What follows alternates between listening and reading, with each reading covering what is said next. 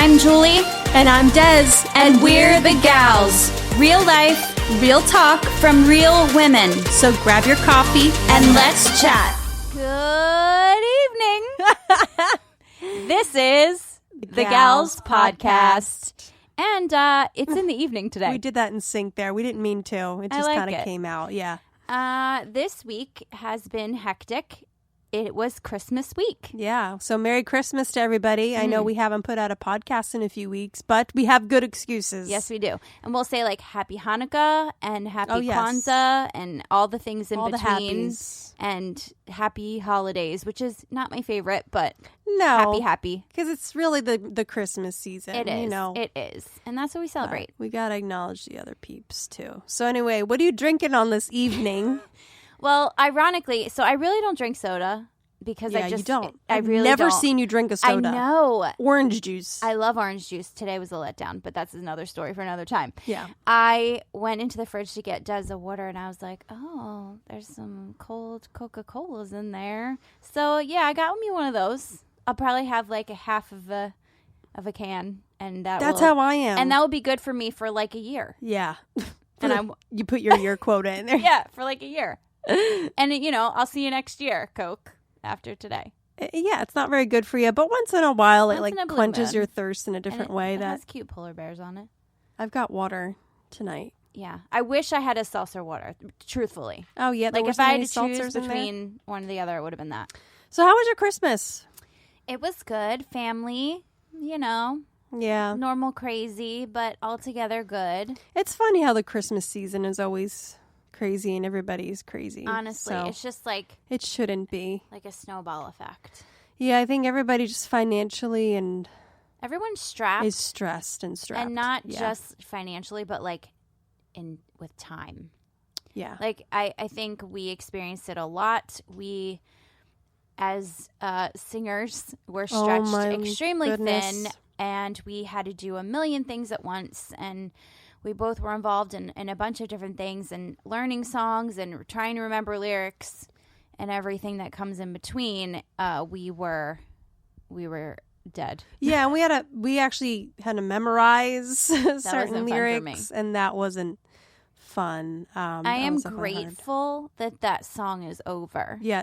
So Julie had to sing "I Believe" by Natalie Grant, which isn't the easiest song to sing because there's tons of modulations modulations, but key changes. Yeah, and there's no instrumental break. It's words. It was a lot of singing. 5.5 minutes. Every singer's nightmare.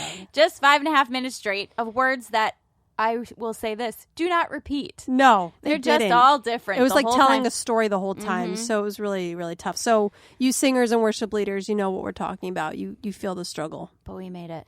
We did, and it was really crazy. And at our church, it's very, we don't have a ton of people volunteering for worship, so it's like Julie and I constantly just rotating and, you'll take that solo, I'll take that solo, which is great. I mean, it was just me for a while, and it's so nice to have Julie on our team now. So thank you. But, we're always praying for other people to rise up. And we are. I think it's easy for people, too, because we do tend to just pull it off. Yes. Like, even if we're tired or whatever, we just the show must go on. Make it happen. And so it's easy for people to be like, oh, Julie and Dez will do that. Or, they'll figure it out, or, it'll be fine. And I think they forget we're just people. We're only human. And we're just two singers, and we're trying. And moms. And we do all the things. We work. We're moms. Julie's a full-time. We're tired. Full-time employee. But honestly, though, I'm thankful that we did it. We made it. There were some points where I was like, I'm going to kill someone. But we're here. We're here.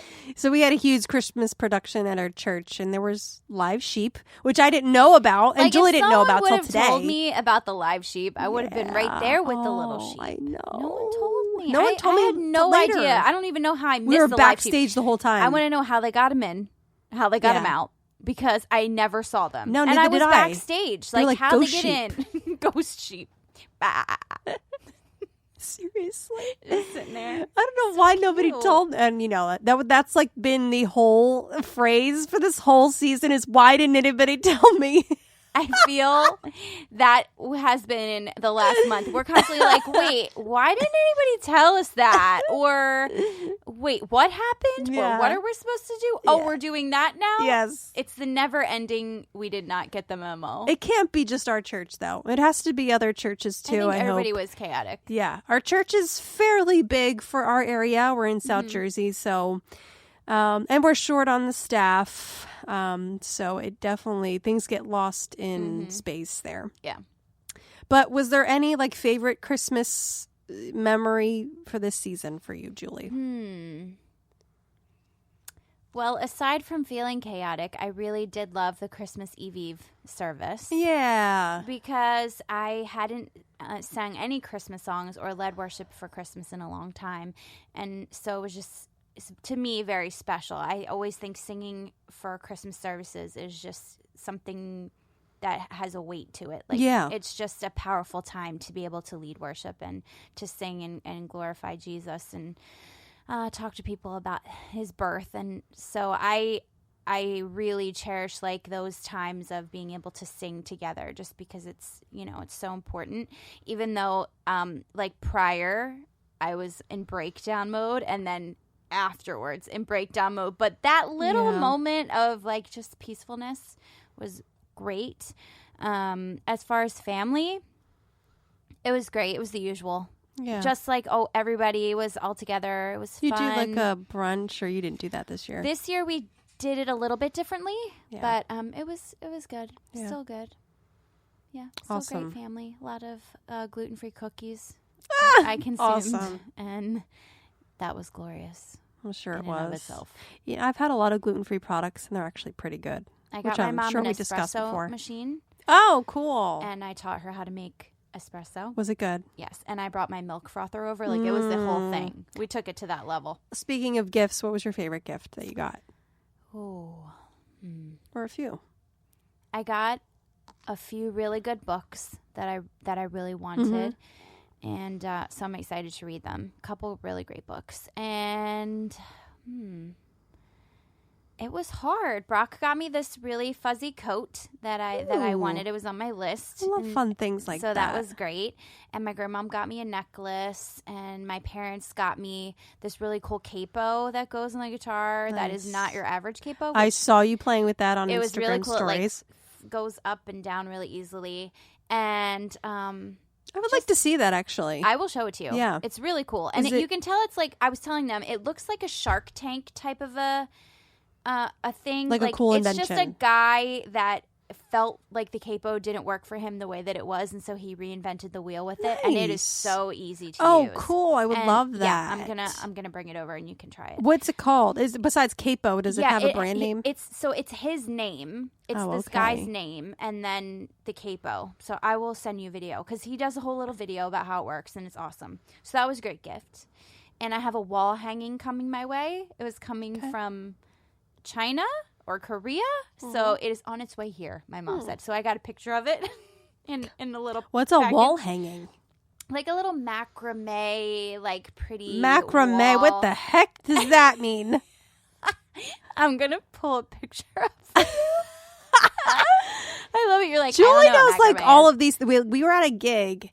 I forget where we were at with Arrow and Ember, and there was like this wooden shiplap. Mm-hmm. I'm like, what in the world? How does this girl know what that's called? Shiplap. And you're like, what the heck are you talking about? You're like my other friend Nicole. Like, she knows everything about everything. Like, she knows what kind of mulch your neighbor has used and how to upholster things. And I'm like, what does upholster mean? Yeah. And cooks. Well, she cooks really like well. This. That's something we don't do. Oh, okay. See, it, like, hangs on the wall. Yeah. So it's coming from Korea. Okay. So it didn't get here in time. So anybody who doesn't know what wall hanging things like, just look up the macrame wall hanging. They're really pretty. Things like I didn't boho feel. Maybe in 2020 I should update my vocab list. Like a poof that you would use for an ottoman. It's like white and really cool looking. I don't know what that is either. Okay, We're just going to have to look up a bunch of pictures of your Christmas gifts. What was your favorite? I got a GoPro from my husband. Woo-hoo! And we're going to be talking about goals for the Gals podcast a little bit later on, but It connects to Facebook Live really easily and really good quality. And this time you could probably see both of Julie and I and not just our noses. Or not just my face. And then, oops, Dez's face. Not good. Yeah, we'll get there. So we're trying to up our quality here at the Gals Podcast. And we're going to try that with the GoPro and maybe do some vlogging with that if we can. I think that would be really fun. Yeah, I think that would be great. And there's a lot of different, they're called modules, I don't know. But there's a lot of different attachments that go with the GoPro. Ooh. So you can like constantly be building this camera. That's it's really, awesome. really neat. Like I didn't know that. You can attach like a microphone, a really high quality microphone, a monitor, That's just awesome. all I did kinds not know of that. stuff. Yeah. So I'm really excited about that gift. I mean, I'm excited about that gift too. Yes. And I bought you a travel pillow. I know. And that I'm was real excited one of about your the travel. favorite gifts since you used it already. Yeah, I already used it multiple times.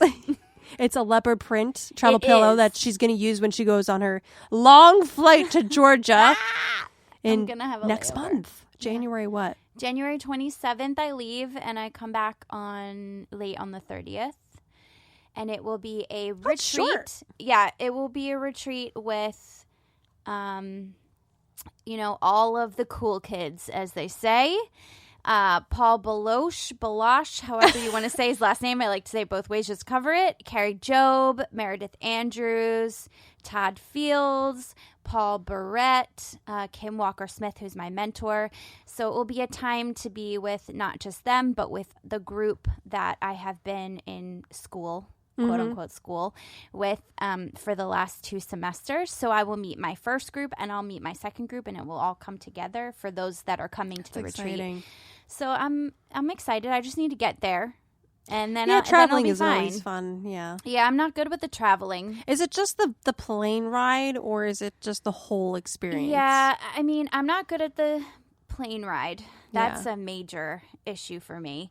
But then you have to drive an hour to the location, so that means I'm going to have to be, I guess, in an Uber or something like that. And they recommend that you like carpool with people, but I don't know how I'm going to figure out who's getting there at the same time as me. Right. So there's like a lot of things that have to come together for it. But once I get there, I'm sure it'll be amazing. Yeah. And then, getting back. So it'll be fine. But I do have my travel pillow. Yes. And that, a lot of prayer. Yeah. And books. And New books. So it will be good. So what are some of the things that kind of comfort you when you're on a flight, if anything? I usually make sure I have like downloaded a movie or Friends. That helps I'll so download much. a season of Friends and I'll just like let it play. Yeah. Headphones. I usually wear a scarf just because I like to kind of like bundle up into the scarf. Just things that are comforting to me like that, like normal everyday things that will make me feel a little bit better. Yeah. I always do like a little sanitization Sure. of the area. Just always like get some sick wipes after I and go stuff on a like plane. that. Right. I'm just really careful about stuff like that. So sunglasses probably to like kind of say don't talk to me. Yeah. I'm sorry, people, that if you see me on a plane, it's not because I hate you or don't like people. I just need to pretend I'm alone. Yeah. So Totally get it. yeah. That downloading movies and TV shows on Netflix helped me so much. I had no idea we could do that. So you download everything and make it available for offline. Yes. Oh my gosh, it was a game changer. So I downloaded Sebastian Maniscalco, who's a huge comedian right now, and I just listened to him for an hour or 2 hours on the way there. And it was great. It makes you laugh. It makes you peaceful. You're not really focused on That's what I need. everything that's going on the plane, and that you're thousands of feet up and in I the air. try not to listen to the emergency situations. Oh, yes. Because I can't handle it. What Like do the you mean second they emergency start, si- they're like, so in case of an emergency, I'm like, oh, yes. please. I know. I don't need to hear it. Yeah. And then I'm thinking, I hope the person next to me is listening to this because I'm going to put my headphones on. Yeah. Like I can't. Yeah. It's always, for me, it's always that conflict of should I listen just to make Right. myself more comfortable, or should I not listen just because I know I'm going to be uncomfortable listening to Yes. it and anxious? Yeah. Yeah. Even Maybe thinking like about it. One headphone in, one headphone out. It's not even, for me, it's not even the taking off or the being up in the air anymore. It's more like I can't get off the plane. That That one freaks of my me out major things. so bad. That's why I need to make sure I can think about something else. Like I'll start to hyperventilate and Exactly. everything. So I can't believe you're even doing it alone, because that for me, I I mean, I used to I travel don't want everywhere. to do it.